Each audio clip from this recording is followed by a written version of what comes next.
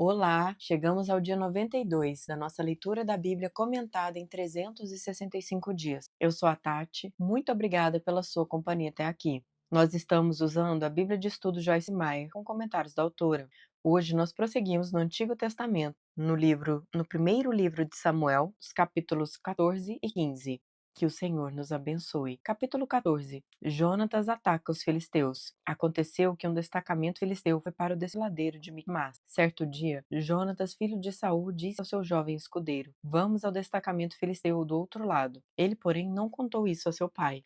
Saul estava sentado debaixo de uma romazeira na fronteira de Gibeá e Migron. Com ele estavam 600 soldados, entre os quais Aías, que levava o colete sacerdotal. Ele era filho de Aitube, irmão de Cabode, filho de Finéias e neto de Eli, o sacerdote do Senhor em Siló. Ninguém sabia que Jonatas havia saído. Em cada lado do desfiladeiro que Jonatas pretendia atravessar para chegar ao destacamento filisteu, havia um penhasco íngreme. Um se chamava Bozés, o outro Sené. Havia um penhasco ao norte, na direção de Miquimás, e outro ao sul, na direção de Geba. E Jonatas disse ao seu escudeiro: Vamos ao destacamento daqueles incircuncisos. Talvez o Senhor haja em nosso favor, pois nada pode impedir o Senhor de salvar, seja com muito ou com pouco. Disse o seu escudeiro: Faze tudo o que tiveres em mente, eu irei contigo. Jonatas disse: Venha, vamos atravessar na direção dos soldados e deixaremos que nos avistem. Se nos disserem: Esperem aí até que cheguemos perto, ficaremos onde estivermos e não avançaremos.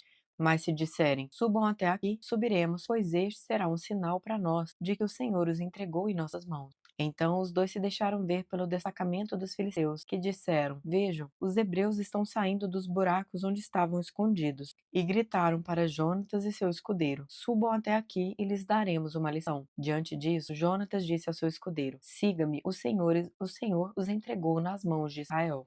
Jonatas escalou o desfiladeiro usando as mãos e os pés, e o escudeiro foi logo atrás.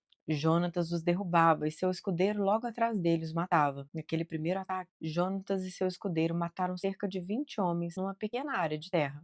A vitória de Israel sobre os filisteus. Então caiu terror sobre todo o exército, tanto sobre os que estavam no acampamento e no campo, como sobre os que estavam nos destacamentos e até mesmo nas tropas de ataque. O chão tremeu e houve um pânico terrível. As sentinelas de Saul e Gibeá de Benjamim viram o exército filisteu se dispersando, correndo em todas as direções. Então Saul disse aos seus soldados: Contem os soldados e vejam quem está faltando. Quando fizeram, viram que Jonatas e seu escudeiro não estavam presentes. Saul ordenou a Aías: Traga a arca de Deus. Naquele tempo, a arca estava com os israelitas. Enquanto Saul falava com o sacerdote, o tumulto no acampamento filisteu ia crescendo cada vez mais. Então Saul disse ao sacerdote: Não precisa trazer a arca. Na mesma hora, Saul e todos os soldados se reuniram e foram para a batalha. Encontraram os filisteus em total confusão, ferindo uns aos outros com suas espadas. Alguns hebreus que antes estavam ao lado dos filisteus e que com eles tinham ido ao acampamento filisteu, passaram para o lado dos israelitas que estavam com Saul e Jonatas. Quando todos os israelitas que haviam se escondido nos montes de Efraim ouviram que os filisteus batiam em retirada, também entraram na batalha, perseguindo-os. Assim o Senhor concedeu vitória a Israel naquele dia, e a batalha se espalhou para além de Bet-Aven. O juramento impensado de Saul. Os homens de Israel estavam exaustos naquele dia, pois Saul lhes havia imposto um juramento, dizendo: Maldito seja todo que comer antes do anoitecer, antes que eu tenha me vingado de meus inimigos. Por isso, ninguém tinha comido ainda. O exército inteiro entrou num bosque onde havia mel no chão. Eles viram mel escorrendo, contudo ninguém comeu, pois temiam o juramento. Jonatas, porém, não sabia do juramento que o pai havia imposto ao exército, de modo que estendeu a ponta da vara que tinha na mão e a molhou no favo de mel. Quando comeu, seus olhos brilharam. Então um dos soldados lhe disse: Seu pai impôs ao exército um juramento severo, dizendo: Maldito seja todo o que comer hoje. Por isso os homens estão exaustos. Jonatas disse: Meu pai trouxe desgraça para nós. Veja como meus olhos brilham desde que provei um pouco deste mel. Como teria sido bem melhor se os homens tivessem comido hoje um pouco do que tomaram dos seus inimigos. A matança de filisteus não teria sido ainda maior? Naquele dia, depois de derrotarem os filisteus, desde Miquimás até Aijalon, os israelitas estavam completamente exaustos. Eles então se lançaram sobre os despojos e pegaram ovelhas, bois e bezerros, e mataram-nos ali mesmo, e comeram a carne com sangue. E alguém disse a Saul: Veja, os soldados estão pecando contra o Senhor, comendo carne com sangue. Ele disse: Vocês foram infiéis. Rolem uma grande pedra até aqui. Saiam entre os soldados e digam-lhes: Cada um traga a mim seu boi ou sua ovelha. Abatam-nos e comam a carne aqui. Não pequem contra o Senhor comendo carne com sangue. Assim, cada um levou seu boi naquela noite e ali o abateu. Então Saul edificou um altar para o Senhor. Foi a primeira vez que fez isso. Saul disse ainda: Desçamos atrás dos filisteus à noite, vamos saqueá-los até o amanhecer. Não deixemos vivo nenhum só deles. Eles responderam: Faze o que achares melhor. O sacerdote, porém, disse: Consultemos aqui a Deus. Então Saul perguntou a Deus: Devo perseguir os filisteus? Tu os entregarás nas mãos de Israel? Mas naquele dia Deus não lhe respondeu. Disse então Saul: Venham cá, todos vocês que são líderes do exército, e descobramos que pecado foi cometido hoje. Juro pelo nome do Senhor, o libertador de Israel, mesmo que seja meu filho Jonatas, ele morrerá. Mas ninguém disse uma só palavra. A seguir, disse Saul a todos os israelitas: Fiquem vocês de um lado, eu e meu filho Jonatas ficaremos do outro. E eles responderam: Faze o que achares melhor. E Saul orou ao Senhor, ao Deus de Israel: Dá-me a resposta certa. A sorte caiu em Jonatas e Saul, e os soldados saíram livres. Saul disse: Lancem sorte entre mim e meu filho Jonatas. E Jonatas foi indicado. Então Saul disse a Jonatas: Diga-me o que você fez. E Jonatas lhe contou: Eu provei um pouco de mel com a ponta de minha vara. Estou pronto para morrer. Saul disse: Deus me castigue com todo rigor, caso você não morra, Jonatas. Os soldados, porém, disseram a Saul: Será que Jonatas, que trouxe essa grande libertação para Israel, deve morrer? Nunca, juramos pelo nome do Senhor, nenhum só cabelo de sua cabeça cairá ao chão, pois o que ele fez hoje foi com o auxílio de Deus. Então os homens resgataram Jonatas, e ele não foi morto. E Saul parou de perseguir os filisteus, e eles voltaram para sua própria terra. Quando Saul assumiu o reinado sobre Israel, lutou contra os seus inimigos em redor, Moabitas, Amonitas, Edomitas, os reis de Zobá e os filisteus, para qualquer lado que fosse, infligia-lhes castigo. Lutou corajosamente e derrotou os amalequitas, libertando Israel das mãos daqueles que os saqueavam. A família de Saul. Os filhos de Saul foram Jonatas, Isvi e Malquizua. O nome de sua filha mais velha era Merabe, e o da mais nova era Mical. Sua mulher chamava-se Ainoã e era filha de Aimaas.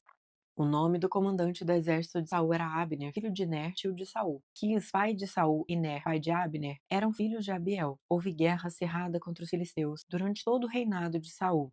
Por isso, sempre que Saul conhecia um homem forte e corajoso, alistava-o no seu exército. Comentários da autora: Aplicação para a vida. Saul tinha suas próprias ideias sobre as coisas. Certa ocasião, quando o profeta Samuel estava o corrigindo por não fazer o que ele havia sido ordenado, a resposta de Saul foi: Pensei. Em seguida, começou a expressar sua opinião de como as coisas deveriam ser. A resposta de Samuel ao comportamento do rei Saul se encontra neste versículo: A obediência é melhor do que o sacrifício. Muitos filhos de Deus fracassam em reinar em vida, porque substituem o que Deus verdadeiramente exige por aquilo que acham que Ele quer. Quando enfrentamos uma situação na qual devemos obedecer, é perigoso dizer penso isso ou quero isso. Ao contrário, deveríamos perguntar a Deus o que queres que eu faça e ser obedientes ao que Ele responder. Se Jesus não é o Senhor de tudo, então não é nosso Senhor em nada. Ele pode ser nosso Salvador, mas não ser nosso Senhor e dono. Permita que Deus assuma o lugar devido em sua vida, que é o primeiro lugar em tudo. Capítulo 15. O Senhor rejeita Saul como rei. Samuel disse a Saul: Eu sou aquele a quem o Senhor enviou para ungí-lo como rei de Israel, o povo dele. Por isso escute agora a mensagem do Senhor. Assim diz o Senhor dos Exércitos: Castigarei os amalequitas pelo que fizeram a Israel, atacando-o quando saiu do Egito. Agora vão, ataquem os amalequitas e consagrem ao Senhor para a destruição de tudo o que lhes pertence. Não os poupem, matem homens, mulheres, crianças, recém-nascidos, bois, ovelhas, camelos e jumentos. Então convocou Saul os homens e os reuniu em Telaim, 200.000 soldados de infantaria e 10.000 homens de Judá. Saul foi à cidade de Amaleque e armou uma emboscada no vale. Depois disse aos queneus: Retirem-se, saiam do meio dos amalequitas, para que eu não os destrua junto com eles, pois vocês foram bondosos com os israelitas quando eles estavam vindo do Egito. Então os queneus saíram do meio dos amalequitas. E Saul atacou os amalequitas por todo o caminho, desde Avilá até Sur, a leste do Egito. Capturou vivo Agag, rei dos amalequitas, e exterminou o seu povo. Mas Saul e o exército pouparam Agag e o melhor das ovelhas e dos bois, os bezerros gordos e os cordeiros. Pouparam tudo que era bom, mas tudo que era desprezível e inútil destruíram por completo. Então o Senhor falou a Samuel: Arrependo-me de ter posto Saul como rei, pois ele me abandonou e não seguiu as minhas instruções. Samuel ficou irado e clamou ao Senhor toda aquela noite. De madrugada, Samuel foi ao encontro de Saul, mas lhe disseram: Saul foi para o Carmelo, onde ergueu um monumento em sua própria honra e depois foi para Gilgal.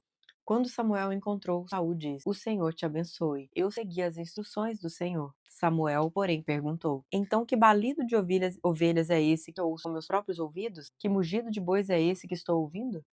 Respondeu Saul: Os soldados os trouxeram dos amalequitas. Eles pouparam o melhor das ovelhas e dos bois para sacrificarem ao Senhor, o teu Deus, mas destruímos totalmente o restante. Samuel disse a Saul: Fique quieto, eu lhe direi o que o Senhor me falou essa noite. Respondeu Saul: Dize-me. E Samuel disse: Embora pequeno aos seus próprios olhos, você não se tornou o líder das tribos de Israel? O Senhor o ungiu como rei sobre Israel e o enviou numa missão ordenando: Vá e destrua completamente aquele povo ímpio, os amalequitas. Guerreie contra eles até que os tenha eliminado. Por que você não obedeceu ao Senhor? Por que se lançou sobre os despojos e fez o que o Senhor reprova? Disse Saul: Mas eu obedeci ao Senhor, cumpri a missão que o Senhor me designou. Trouxe Agag, o rei dos amalequitas, mas exterminei os amalequitas. Os soldados tomaram ovelhas e bois do despojo, o melhor do que estava consagrado a Deus para a destruição, a fim de o sacrificarem ao Senhor seu Deus em Gilgal. Samuel, porém, respondeu: Acaso tem o Senhor tanto prazer em holocaustos e em sacrifícios, quanto em que se obedeça a sua palavra? A obediência é melhor do que o sacrifício, e a submissão é melhor do que a gordura de carneiros, pois a rebeldia é como o pecado da feitiçaria, e a arrogância como o mal da idolatria. Assim como você rejeitou a palavra do Senhor, ele o rejeitou como rei. Pequei, disse Saul, violei a ordem do Senhor e as instruções que tu me deste. Tive medo dos soldados e os atendi. Agora eu te imploro, perdoa o meu pecado e volta comigo para que eu adore o Senhor. Samuel, contudo, lhe disse: Não voltarei com você. Você rejeitou a palavra do Senhor e o Senhor o rejeitou como rei de Israel. Quando Samuel se virou para sair, Saul agarrou-se à barra do manto dele, e o manto se rasgou. E Samuel lhe disse: O Senhor rasgou de você, hoje, o reino de Israel, e o entregou a alguém que é melhor que você. Aquele que é a glória de Israel não mente nem se arrepende, pois não é homem para se arrepender. Saul repetiu: Pequei, agora honra-me perante as autoridades do meu povo e perante Israel. Volta comigo para que eu possa adorar o Senhor, o teu Deus. E assim Samuel voltou com ele, e Saul adorou o Senhor.